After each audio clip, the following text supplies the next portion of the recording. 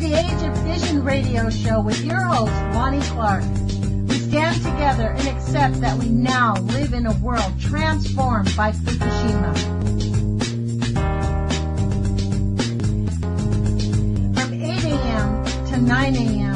Pacific Standard Time here on UCY.TV radio. We relentlessly engage every ear that listens. We expose and confront the complete lack of accountability for the nuclear industry. Consider social engineering programs who view our bodies, minds, and souls as assets on a balance sheet.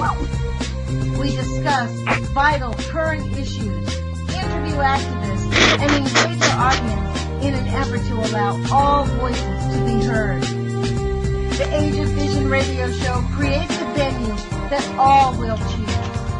We encourage our listeners to reclaim their power and their courage to take action and save our planet from the ravages of greed and indifference. Our actions matter. Every voice matters. We remind our listeners that happiness is resistance.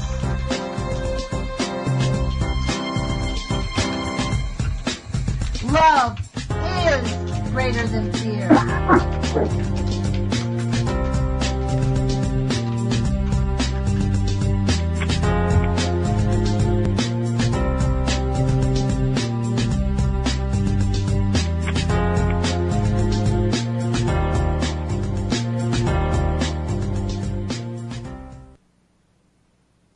Good morning, UCY.TV radio listeners, as well as public radio listeners and future YouTube listeners. My name is Jerome, and I am the Sane Environmentalist. I am recovering from a huge coughing fit, so please be patient. Today on the show, I wanted to talk with my co-host and founder of this show, Lonnie Clark, a fellow activist and future neighbor. And I wanted to talk about, the value of our work, of activism, of some of the shortfalls that we get with activism and some of the issues that we come up against as activists that can cause many an activist to stop being active. Some of the biggest ones, Claudia yesterday in her little bit that she did on my show, she went over those. The haters, you get over that. But there's a lot out there. And a lot of negativity and a lot of pushback. And it's sometimes hard to see any progress. And I think that's where a lot of people end up quitting because they just don't think they can make a difference. So are you there, Lonnie? I am, Jerome. Thanks for inviting me on today. Yeah, thank you. It was on short notice, I know. That's all right. I don't mind that. I can do short notice pretty easily. So, I actually have a lot of, obviously, my listeners know that I'm pretty well opinionated about this. I think that's the dynamics of the movement, of any change movement is, the people have been programmed. This is why it's called activism, because we're activating other people to move out of their comfort zone. So that makes people angry. And then we have to go and recognize that there are paid anti-activists, right? There's people who are paid money. I think I read an article last year that said, there are something like people that make like $35,000 a year to maintain 8 or 9 personas on the internet to counteract any activists in almost every industry. So that's why pick an industry where there's activism going on. The chemical industry, the anti-nukers, they all, the gun advocates, they all have these people who are out there, and many of them are just automated bots to pick up certain words, and then they plug in certain key responses. It's not like people have to spend their time recreating the wheel all the day. So yes. We've kind of been automated ourselves into intimidating real people and real activists.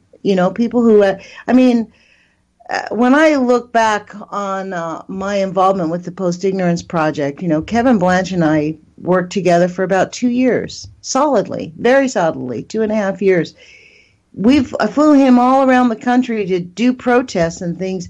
People would say they were going to show up. At least 4 or 5 times, there was 10 or 12 people that contacted us and said, yeah, we'll join you. We're going to be out there. And nobody, crickets, no one would. One time, Kevin ended up sleeping on a park bench in New York City because the guy who said he was going to show up and pick him up at the airport basically just left him standing. Wow. So, Kevin could have called me, but he didn't want to keep demanding that I pay for him to go to a hotel. This guy had arranged for him to stay at his house. And, Wow. So he was like, he just didn't want to ask me, like, hey, I don't have a hotel room. Can you pay for a hotel room in New York City? So he's like, I'll just sleep on the fucking park bench. Excuse my language. You know what I mean? Like, he just said, whatever. So, but, this is the nature of activism. When we think back about, like, one of the biggest activists that we can think about is Rosa Parks, right? Her act of defiance of stepping out and sitting on the bus bench. But she wasn't the first person to do that, and that wasn't a spontaneous event. That was years and years of planning. One of the biggest stories of activism that really always sticks in my mind is the story of Madam C.J. Walker. Now, she was the very first self-made female millionaire in the United States. She was the first freed child of a set of slaves. And she basically discovered a product to make hair not fall out, because in those days, everybody washed their hair with lye. Well, black people in particular, their skin type was so sensitive that their hair just fell out in big blotches. That's why they often wore hats and had scarves on their head, because they had big blotches on their head. So she discovered this tonic to make their hair. It was just basically coconut oil, a bunch of other stuff. She developed the program that Mary Kay and all these other network marketers basically copied from her of how to market this product. And she became a millionaire very rapidly within 4 or 5 years. Good. So in the movement of the Black March to stop the 5,000 to 6,000 lynchings that were happening in this country at the turn of the century last year, around 1910-11, there was a big, gigantic march on Washington. And all the black people went to Washington, lots of them. There was like 1 million people that marched on Washington. It was huge. And the black leaders, C.J. Du Bois, Douglas, and Madam C.J. Walker was among the leaders, because by this time she was a millionaire. And, interestingly enough, they kept her from meeting with the president because they didn't, as a female. And in fact, C.J. Du Bois had specifically made a hand to make sure her name was erased in the newspapers, and as a powerful, outspoken woman, because he thought women should keep their place. Now, that goes to show you that people that are on the same side for their own political reasons will hold each other back because they have their own moral authority, right? So we're sort of suffering from that, at least in the anti-nuke community. I mean, we've had really literally people turn on each other. People that I supported financially, emotionally, have turned on me and said malicious things about me on the YouTubes. And then other people that hate them make videos about me, about how horrible I am. I mean, it just builds up, right? That's how the hate machine works.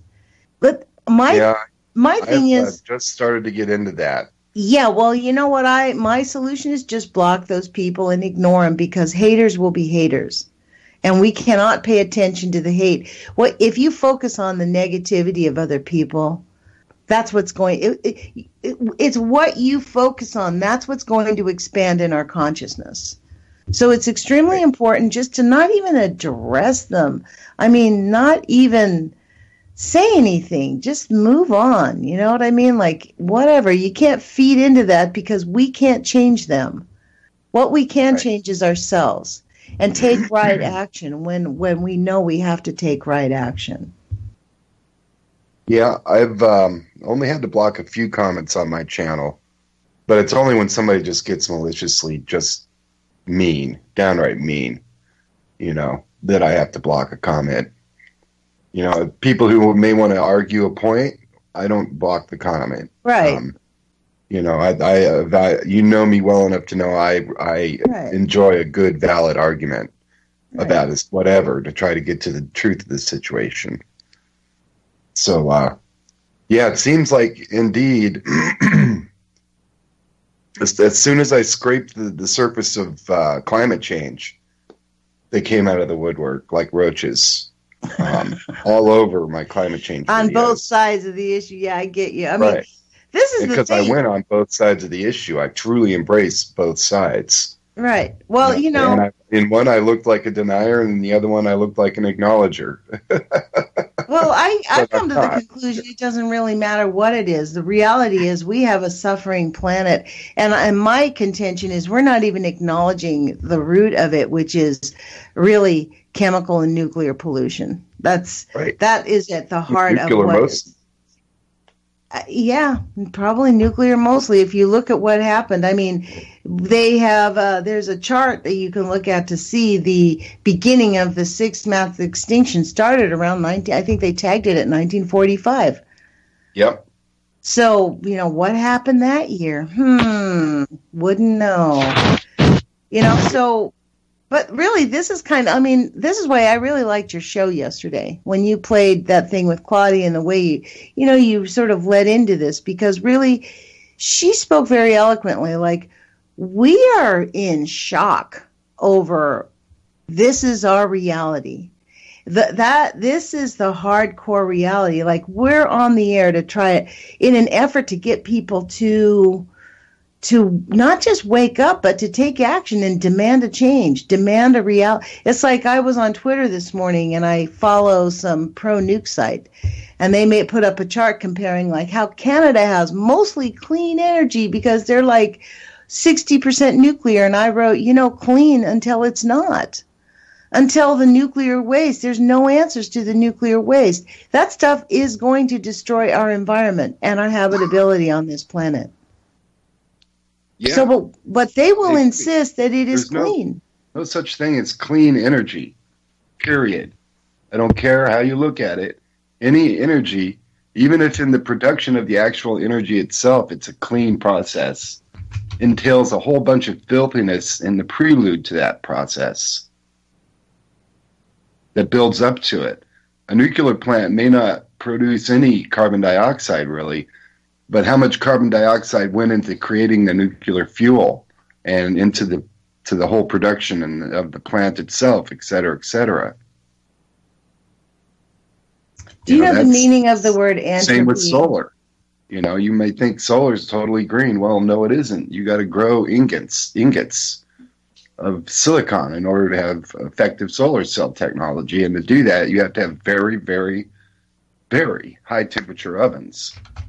And pure silicone. And there's a huge waste stream involved with that. And it's a silicon dioxide waste stream. And so we don't know what the effects of that are going to be.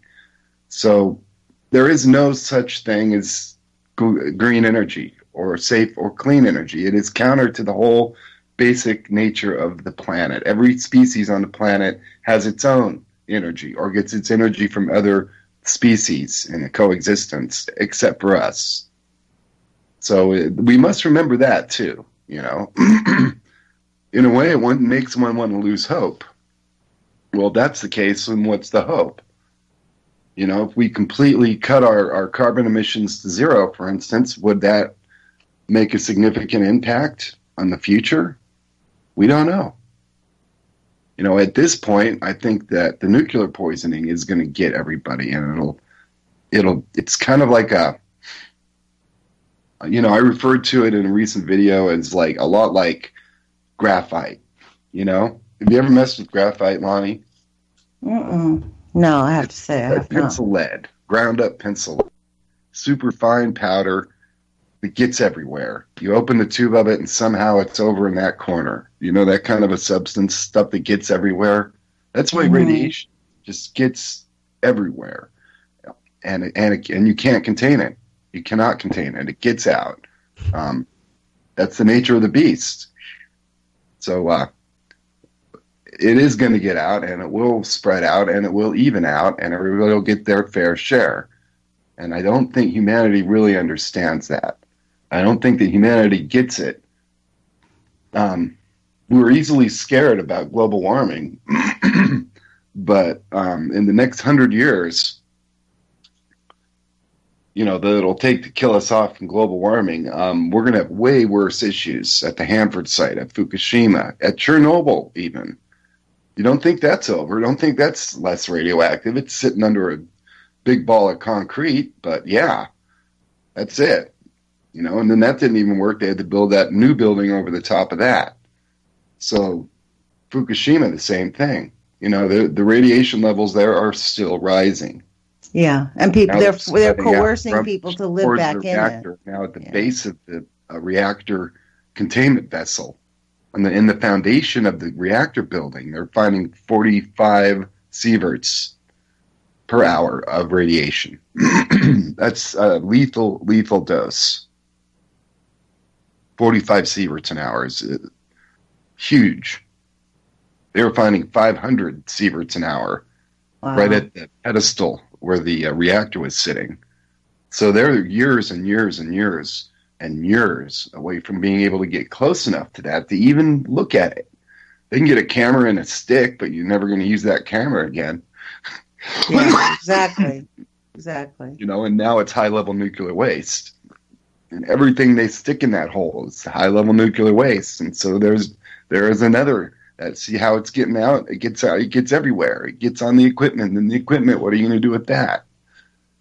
Well, not only that, it's escaping into the atmosphere and into the water. And I mean, the IAEA basically recently told them that they should just dump their water into the Pacific. Kilometers away, they're finding particles of fuel, micro-sized particles of fuel. Of course. So they're like, well, maybe this is worse than we thought it was. Yeah, you think? They know. I mean, to be honest, we're living in a state of, we live in a state of entropy. I mean, do you know what entropy means? I mean, there's basically it's without any change in momentum or direction. What? Entropy is going along without any change in momentum or direction, just in the same basic direction. No, it's a decline into chaos, essentially. That's what entropy is. It's a decline. Okay. I mean, that's where we're at. We're in a state of entropy. It's basically, it's a degradation, a process of degradation that trends down into disorder, basically. And in the scientific world, it's about the thermodynamic system that usually brings the system into chaos, the disorder, a degree of disorder or uncertainty in a system.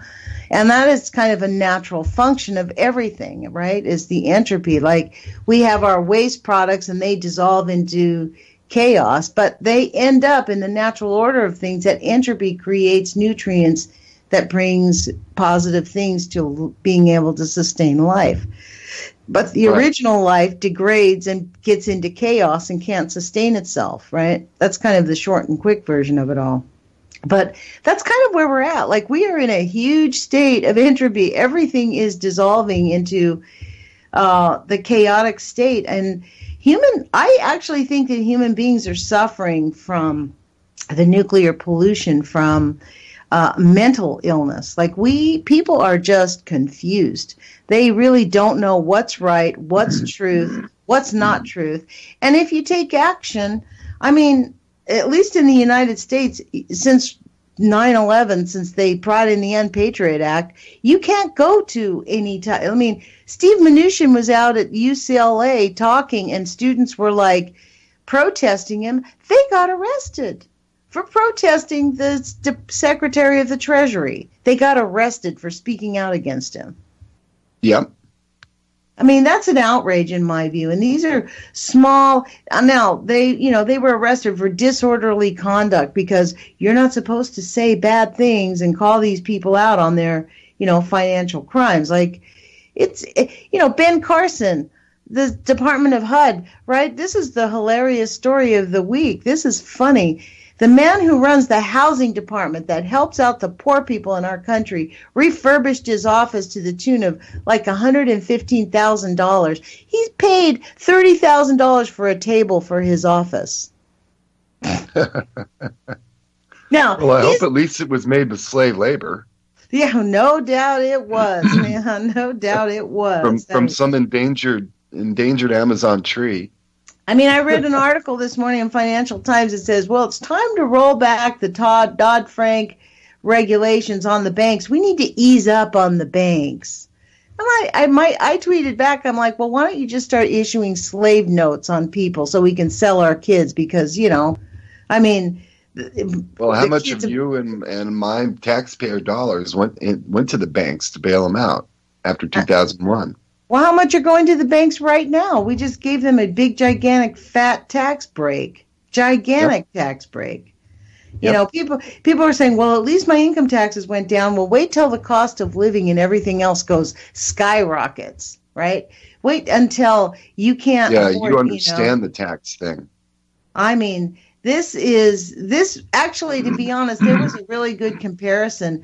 This tax program was almost identical to the same tax program they passed in 1926 that took effect in 27. And you know what happened in 29?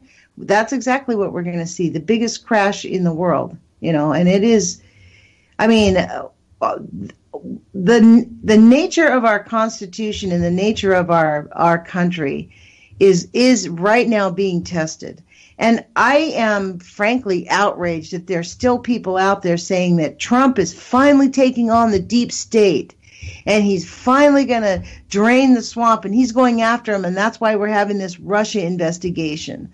To me, that is exactly like people defending Hitler during World War II and the things that he did. I mean, it is the same mentality because this is utter, pure corruption. Pinochet 2.0. This guy is doing everything he can to undermine the establishment of democracy in our government. Everything. He has no regard for the law. None. Zero. And that's evident by the number of people within his administration who have pled guilty to crimes, to literally crimes. Mike Flynn, his national security advisor, was an agent of a foreign state. I mean, it is beyond comprehension that people can defend him as yesterday he gave a really good show on the television about the gun rights. He was on camera for about 2 hours talking tough about how we're going to pass something. We're going to get sane regulations. Bump stocks are going to be gone. We're going to do something about it. Just wait. I mean, it's the same. This is where we get discouraged because we see this over and over and over again. I mean, do you know who Cynthia McKinney is? Yeah. So Cynthia McKinney was basically railroaded out of Congress, literally railroaded out of Congress. She ran for the Green Party, and she now lives in another country because the harassment. And so, when we talk about activism, I mean, you and I are small beans. We twist our hands because people like Tom Carpenter won't make time for us to come and interview with us. Tom Carpenter from Hanford Challenge doesn't respond to our phone calls. The establishment anti-nuke people, they don't want to talk to us because we're too alternative. They don't know what we're going to say. We don't go along with the program, right? So we may or may not agree with them. A safe level of nuclear poisoning, for instance. Well, I don't think they believe there's a safe level of nuclear poisoning, but they don't want us to say radical things like, we need to shut down all the nuke plants right now instead of, we'll cooperate and, we need to have verifiable proof. I mean, for me, this whole argument that people have to twist like pretzels going into court, like Chris Busby, he treads lightly. Helen Caldicott, they tread lightly on what they say publicly because if they say the wrong thing, when they go into court, they'll be discredited as an expert. So they can't make statements that are not 100% based on science, and yet science is not actually testing anything. Christopher Busby discovered that the primary testing after World War II about the Japanese nuclear victims, basically they destroyed the science there. They threw out the control group when they showed that the rates, when they compared the radiation levels between the control group who had no exposure and the people who were bombed at Hiroshima, when they showed that the control group had no negative effects. There was no exposure. So what they did was they just threw out the control group and then compared the people who had been exposed to discern their rates of radiation. And they threw out any tests on women and any tests on children. They only tested men who were of good health, who were 28 in the Army. years old. Yeah.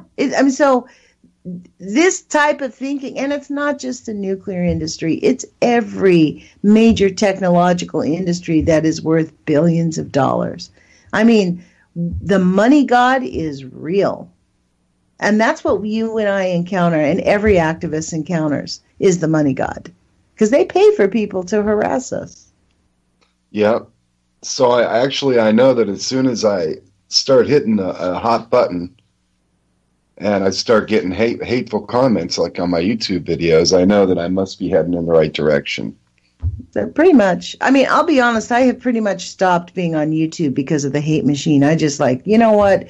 Is it worth it to me to have to expose myself, to speak up? I mean, I was reading nuclear articles on my YouTube channel and giving some commentary here and there. And I mean, it was almost like a little part-time job during the day going over on my YouTube account deleting the mean comments.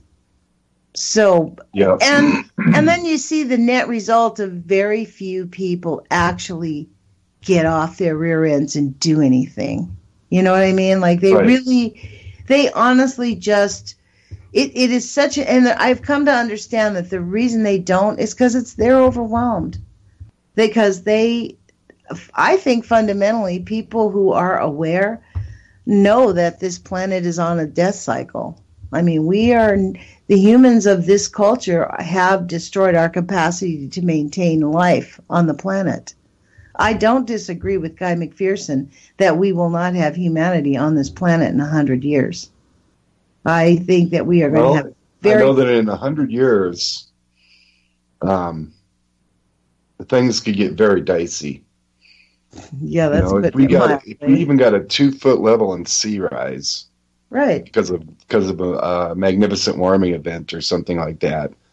If we had a big, huge cloud of methane get released from the Arctic by some miracle, and that floated around and raised the entire global temperature by 0.6 of a degree in a decade, then that could trigger a huge ice melt, which could raise sea levels. And my first thing would be, San Onofre is literally storing long-term waste without a solution. San Onofre, Diablo Canyon, right on the coast, right on Oyster Creek, Indian Point. There are all around the coastlines. There are nuclear power facilities because they need big masses of water. And frankly, that idea about some miracle where the methane is going. There's 800 gigatons they've discovered off the coast of Russia. And huge amounts. They have these big blowholes all along the coast, and that's the methane escaping. It is not, scientists have said when the Arctic goes without ice during the summer, which is probably going to happen this summer, within several years, that methane will be escaping. It's kind of like the big earthquake off the Cascadia fault zone, right? They know it's coming. They can't predict when, but they know it's coming. And when the Cascadia earthquake happens, bye-bye Hanford, bye-bye Northern Hemisphere. And that is the reality, because if Hanford blows up, Hanford has plutonium, massive amounts of plutonium. I actually saw an article this morning that I do plan on reading on my YouTube channel about how plutonium pretends in your body that it is, what did it say? It was protein. Your body, I think that's what it said. Your body reacts to it. And so it is actually super detrimental, and it is highly toxic. We cannot take even 1/32 of a thousandth of a gram. We are seriously very, very sensitive to this. And so are all the other little creatures on the planet, right? So we have basically silently, I mean, without knowing it, we have allowed the technologists to basically give the planet a death sentence. That, in essence, is true. Now, if as the human race, we all got together and we had the desire and said, okay, that's it, no more nuclear, and we have to clean it all up now. I don't care how much it costs. If we've got $2 billion for war, we got $2 billion to clean up the Hanford site. And we're going to have a huge international effort to clean up all these sites and encapsulate this stuff somehow, somewhere on the planet, get it all put away, and pray to God we never think of that stupid idea again. You know, with the exception of certain radio things such as medical imaging. The world without X-rays, imagine that. You know, the world without a CAT scan. You know, imagine that. So there are places in our lives for this, but you know, in MRI now they've got magnetic resonance, so they're getting to the point where they can move away from X-ray radiation, but still we need X-rays. You know, imagine going to the dentist. We're told we need X-rays. I mean, well, imagine going to the dentist and he goes, "Well, yeah, okay, that tooth hurts. I guess I could pull it. I can't X-ray it. I can't even see if it has a cavity. What do I have to exploratory drill?" Yeah, but you know what? That is excluding. I mean, we have laser technology where I'm sure that they could laser your mouth, right? So we're relying on old technology. We have advanced since they discovered the radiation. I think that the reason we keep radioactivity in our commonplace is for the nuclear industry, for the war machine, because the war profiteers want nuclear.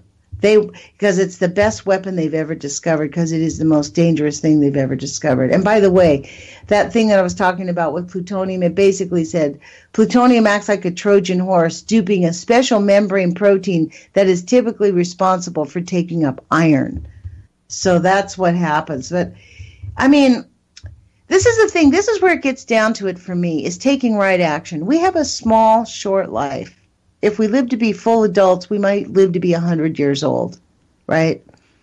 Yeah. In that 50 years, our responsibility to the universe is to love each other, to do the best we can, to help promote healthy living lifestyles, to reject greed and avarice and immorality. And I'm not talking about who you sleep with, but I mean it's immoral to make money off the backs of other people who are suffering. I mean, I personally have been an insurance protester in the United States since my 30s, and I'm 62, because I refuse to pay for health care for profit. I think it's completely immoral. I don't go into Walmart because I think they're immoral. I mean, there's things that I don't go to a Starbucks unless someone drags me in there. You know, a client will drag me in there, but because they're destroying the rainforest. If we make small right actions in our own lives, like, there was a video that was circulating on Facebook yesterday. I think we're dumping like 1 million tons of garbage, something like 3 garbage trucks. They're just being dumped into the Pacific Ocean every hour. It's an incredible amount of waste we're just dumping into the Pacific Ocean. I mean, and into all the oceans, right? There is an entire huge continent of plastic in the middle of the ocean. They call it Trashlandia. The United Nations named it. I mean, that's outrageous. But this is the thing. If we refuse to buy products that contain plastics as much as possible, it's really almost impossible in our culture to not buy plastics. It virtually is. You buy a jar that's recyclable, but it's got plastic wrap around it for sealing it, for safety, right? Quote, safety. I mean, that's the ironic part. We seal it up to prove it's safe to take, but that little bit of plastic is really part of our demise, because and it's all made up from oil. Plastic is oil. Right. And that's my objection to eating chemicals in our food. Like people say, well, you can't get around eating. Yes, you can get around eating chemicals in your food. I literally, because the chemicals that you're putting, one of my pet peeves actually is coffee creamer. That stuff is just oil byproducts. And it's delicious. It's disgusting. It's delicious because you've been acclimated. Because you've been acclimated to think it's good. For me, I think it's revolting. I haven't eaten it in probably 20 years. When I discovered what it is, it's literally oil pellets. It's literally you're drinking oil. It's disgusting. It's byproducts. So, these are things that on a personal basis, if everybody made a commitment to it, it's not the big picture. Yeah, we can go out and protest, but as we've seen every time, like nothing really happens when people protest except the army comes out and shoots people and they arrest people, Yeah, it seems like it. But in the meantime... There's more than one way to protest, though, as you were saying. Yes, and with our dollars there's is really the most a whole effective. show in that. Well, how can we protest? What are the things we as individuals can do that we can do by ourselves that aren't too hard? Well, forget not being too hard. Just do it. Together. I think financially, you can do things. Your dollar speaks. Don't purchase certain items. Don't support certain stores. Don't just make an effort to clean up your own life. Eliminate chemicals from your own life as much as possible. Live a life where you make an effort not to buy products. I know myself, if I buy a product that I bring home that's in a plastic container, I put it into a jar. I don't leave it in a plastic container because those plastic containers deteriorate. I'm not about to start putting oil products into my body. It's bad enough they use them. I make an effort not to buy products made in a plastic container. I mean, seriously. And if it means that I buy less or I have to do things less, then I make that decision. That's being ethical with your own principles. I love that. I love that about you. Well, I think so. What we should do, Lonnie? We should start a website talking about ways to protest and companies to fight against and people to fight against and all that. What do you think of that idea? That's a good idea. I mean, there are probably several of them out there. There's lots of those like that we could link into. I know of several of them that you can. I mean, do you know who Gary Null is? No. Gary Null is a natural health practitioner who has his own website. He's cured many, many, many, many people of diseases that they say are non-curable and life-threatening. And strictly, he's just done it through getting people to correct their lifestyles, essentially. Like me, I got cured of arthritis when I corrected my lifestyle. When I eliminated basically toxins and plastics from my body, and when I stopped being so self-critical, because arthritis is directly related on a metaphysical level to extreme self-criticism. So there's a lot of interesting things that, I think it's very interesting that in the late 2000s, when the self-help industry was really huge, Deepak Chopra, Wayne Dyer, all these people, Gary Null, they were all leading humanity out of the abyss of the hyper-technology that we had been in of, it's whatever it does, feel good, so just go do it without regard to the future, right? So right. I think it's interesting that industry, that self-help industry, has basically been demeaned to the point where if you start talking about doing anything self-help, they're like, oh, yeah, Oprah Winfrey, right? Like, you know what I mean? It's like, it is an interesting thing that we are, and in America in particular, because in America we are captors. The good thing about living in Europe is you have all these different cultures and countries living next to each other, so they have a level of knowledge that things are different in other countries. In our country, we think it's all the same because we have this big, expansive nation, and we really have a captured media. We don't have free radio. We don't have free television. People only hear when we call it mainstream media. It's mainstream because that's all we got. Right? Are we on the radio right now? Yes, but you know how few the actual people public hear radio us? Over the air?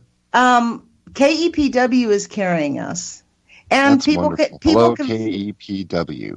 and people on TuneIn Radio can find us. So if they go to UCY TV on TuneIn Radio, they will hear.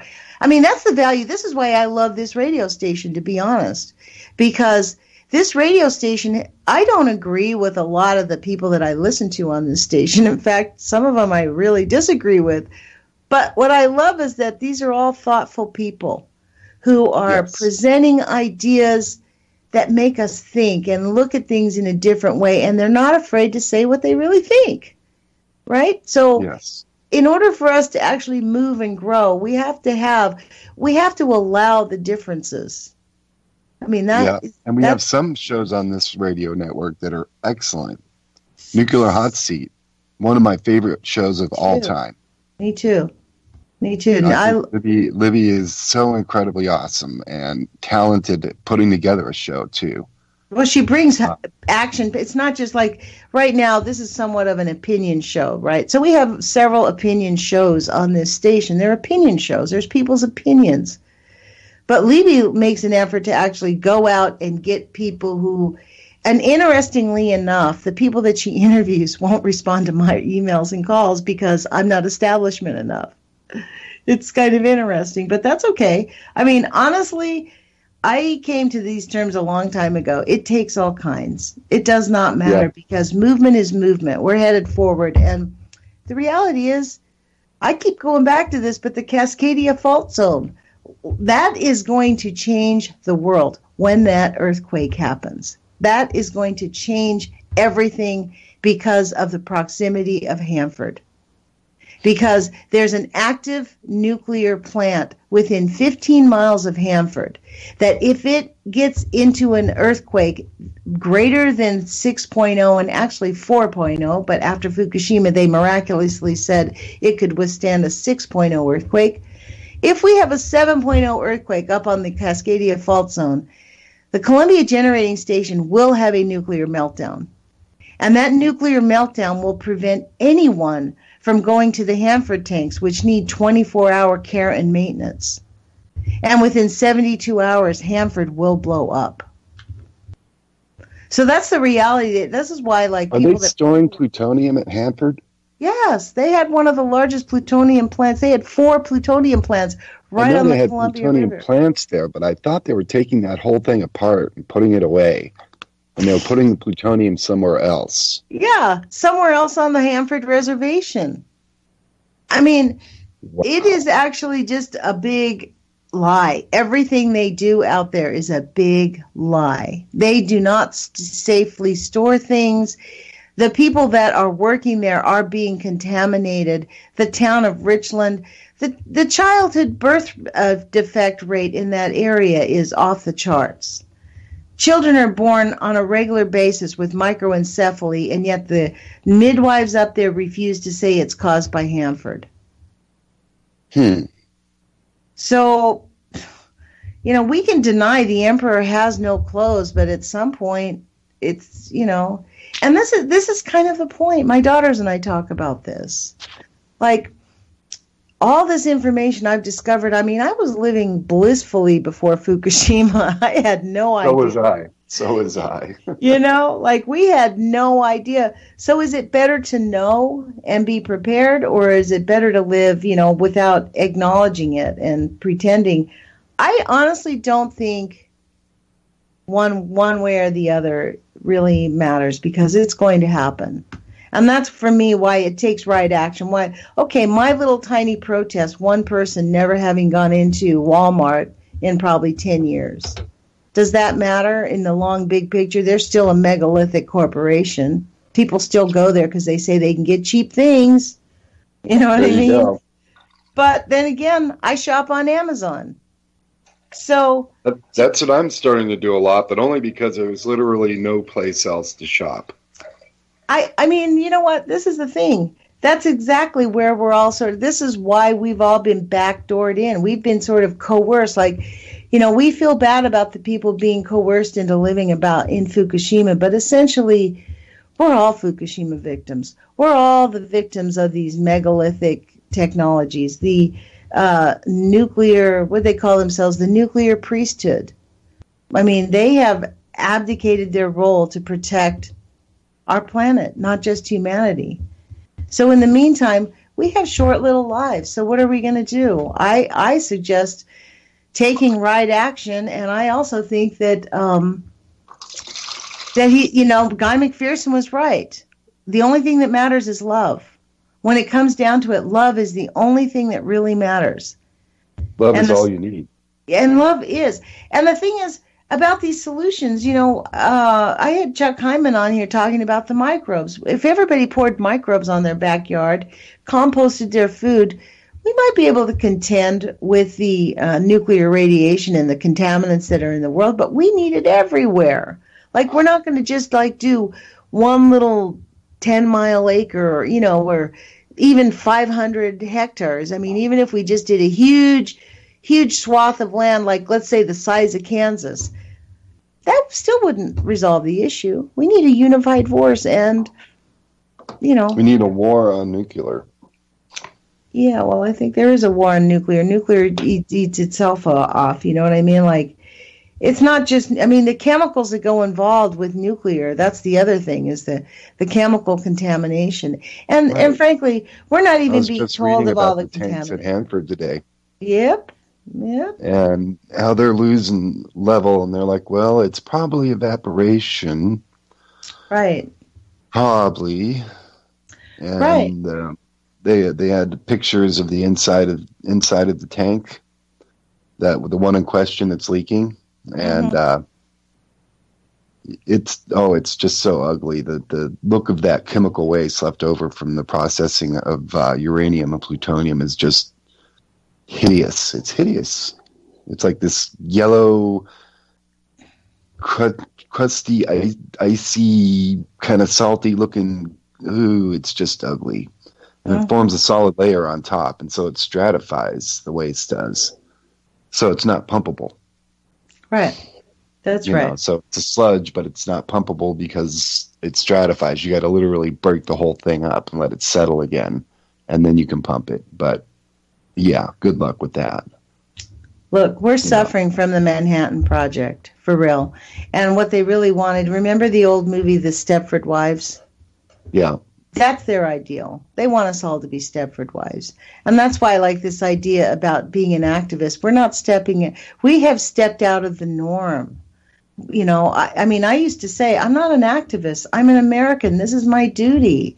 I feel like I am compelled to at least warn people. Like, honestly, the fact that anybody ingests dairy creamer, that instant dairy creamer, is... You want to make yourself sick? Consume that kind of food. You will be sick. You will get arthritis. You will have high blood pressure. You will have kidney problems, aches and pains. You will. These are things. This is one of the things I learned from Gary Null very strongly. These things are directly attributable to these so-called common ills. Humans didn't have these common ills 200 years ago. Cancer was unheard of. Arthritis was like for the very old and decrepit. And frankly, people didn't eat that often. It was, they ate once a day, twice a day, maybe. And humans have thrived. It's beyond comprehension, the megalithic lies, the Disney lies that we believe to be our reality. And I think it's time for adults to grow up and not be afraid. Like, when I say put your courage feet on, I mean it. Like, we do not have to live in fear. And because things are grave doesn't mean we can't enjoy our life. There's a lot to enjoy, and there's a lot of joy in our lives every day. Mm-hmm. And all we have to do is acknowledge it. And what you focus on expands. It doesn't mean you have to deny acknowledging the harm that they're doing to us and not work towards right action. But there is a lot of benefit towards believing that life is worth living, and that, we make one tiny small difference. Every drop in the cup fills it. Yeah, and only one. And an interesting analogy is that only one drop of something another color will make the whole color of the cup change. And well, that's kind of what's happened in our country right now. One drop of 9/11 turned the whole color of the country. I mean, people just clicked their heels and said Sig Heil and passed an Unpatriot Act. It's amazing to me that is a thing. Yeah, well, that's amazing to me. George Bush was evil now. Okay. Well, not just George Bush. He's part of the whole Bush crime family. I mean, there's a really great book that you can read called The Family of Secrets by Russ Baker that talks about their history. You know, but I mean, that whole thing, that was part of their plan. I mean, and I actually think that Trader Trump is part of their plan too. I don't think for a second he's fighting the deep state. I think he was installed to do exactly what he's doing, which is why the Republicans are not stopping him. Because he's obviously breaking the law in lots of ways. The nepotism is out of control. I mean, Jared Kushner's had a security clearance for over a year when they have known for over a year that he couldn't get a security clearance, and yet he's been allowed to hear the most top secret thing. The news came out that he went to China on American policy and closed a deal for his own private business. That's illegal. I mean, we actually have laws written about that. That's actually not legal. But the laws have been thrown out the window. And I think the reason that they're sort of willy-nilly, in my opinion, is because they know things in the environment are so grave.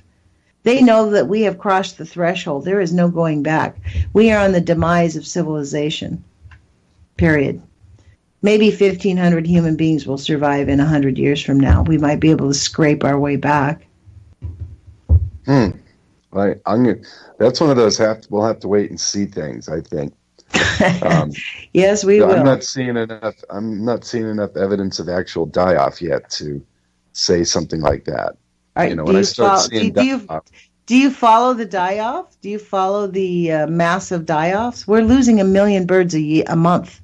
Oh, I know. I mean humans. Well, humans are on the top of actually, the reality is we do not keep track of our die-offs of humans. Hospitals do not keep track of the deaths of oncology rates. They don't keep track of it. I mean, we are losing humans at an unconscionable rate. Humans are starting to die off. Because from my research, the human population is on a literal elbow-shaped, straight-up curve on this planet. We are doubling ourselves. Like every 5 years, there's double the people there were before on a global level. Well, on a global level, that's because they keep the overpopulation. And the reason is that in the more poor countries where they're desperate, they don't have birth control or access to health care, and the people are not educated, so they don't know how to control it. So in the advanced civilizations, the birth rate is actually declining, right? This is why they have these mega wars. But I mean, the pollution will take care of them too. I mean, it's coming worldwide. I mean, this is the and really. Like I said, once I start seeing an actual die-off, until then, I'm going to continue to fight against it because it's in the same realm of everything else that I'm fighting against, generally speaking. Does that make sense? The whole, there's just the whole thing. There's just the whole thing. And there's nuclear is involved with it, and environmental, and weather, and climate, and there are so many different things, and the unknown. Tomorrow we could have 5 mega volcanoes go off somewhere on this planet and spew gigatons of ash into the air, and overnight the whole temperature on the planet drops by 3 degrees Celsius. Just one. What they say when Mount Fuji goes, which it looks like that's another one. I mean, there's so many. I mean, this is the thing. This is the interesting thing. We're in this time in history where this information era, we have the information. We just don't know how to protect ourselves. I mean, the mega rich have dug deep into the earth, I guess, they're going to be fine for 50, 60 years, which I think that they've probably done before. I mean, look at those, really intrinsic caves that are in Romania, right? It's been proposed that that's how people survived the last major catastrophe that was caused by humans. And I think we've been around this cycle again and again. And this is why, to me, it comes down to love. Because it doesn't really matter what we're at the bottom of the food chain, basically, of the human spectrum. We don't have the power. We don't have the money. We don't have the mega bucks to protect our families and dig underneath and, to be able to project out for 100 years to protect our offspring. But Right. even that, does that matter? What really matters to me is spirit. Because you're not going to kill the spirit. I don't believe in the death. I don't think of death like Westerners do. I think our spirit, I think we will be able to transcend beyond it. And to me, love really is the only answer that there is. Love is the only thing that makes life worth living. And the more you open your heart and reject the negativity, refuse, just shake it off, just be like a duck and just shake it off. The more That's what you got to do. The more your own quality of life improves. And it doesn't really matter what the external forces are. Your spirit can be experiencing joy every day, every single day. Agreed. 100% on that one. Yeah. There's no doubt in my mind. There is one thing that Claudia mentioned yesterday is about racism and this race and that race, and they're using race as a tool to divide us. And even she is called a racist for just pointing that out, that racism is something that is created outside of actual people by organizations and governments for the most part. And they teach us to be racist and to not trust somebody just because of the color of their skin. I mean, she actually got livid and used the F word a couple times during that. I know. And I apologize, radio listeners, for that, if anybody was offended. But the bottom line is that she has a very valid point, that we need to look at each other and each one as a human being and realize not only is there value and intrinsic value in just the life of a human being, but also that there is a cost involved with the life of a human being. Every single human being on the planet takes a toll on the environment. And that's just the facts. That's the nature. And so you've got to account in for every single human being. And until you do, and acknowledge every human being, and until you do that, then you're just dividing them up, and then the big problems get swept under the rugs under the division and hatred which is sown that way. Well, there's sociologists who have written books on this topic and shown how through history, how race, the concept of race was created to make power, to create power. So right. This idea, the concept of racism is really a sociological power play. And yes. I mean, humans are waking up to this idea because we are getting to the point where the environment is collapsing around us to the point where it makes it look ridiculous. This is why we get livid. This is why we start spitting nails, because we're like, life is too short for this stuff. And the fact is we've got to, rally the troops and get on the right side of the fence to stop the few, maybe 1,000 people that are intent on destroying the rest of us billions on this planet. I mean, she was correct. There are not very many people in that type of ultimate power, but they have ultimate power. Hey, Jerome, guess what? We're at 8:58. Yep. So we've got 30 seconds left. We've got 30 seconds. I really want to thank you for inviting me on. Tomorrow, maybe we can, if you have time, maybe you can join me. I'm going to be doing this show tomorrow for Barry. Maybe we can continue this conversation and open the phone lines up to callers if they want to call in tomorrow. I would like that very, very much. So let's plan that. And so, listeners, you're warned here. At 8 o'clock Pacific, then. Yes, we will. And I encourage everyone to put your courage feet on. And remember, love really is the only thing that matters. Hallelujah. Yeah. We'll talk to you tomorrow, you guys. Bye now. Bye, Jerome.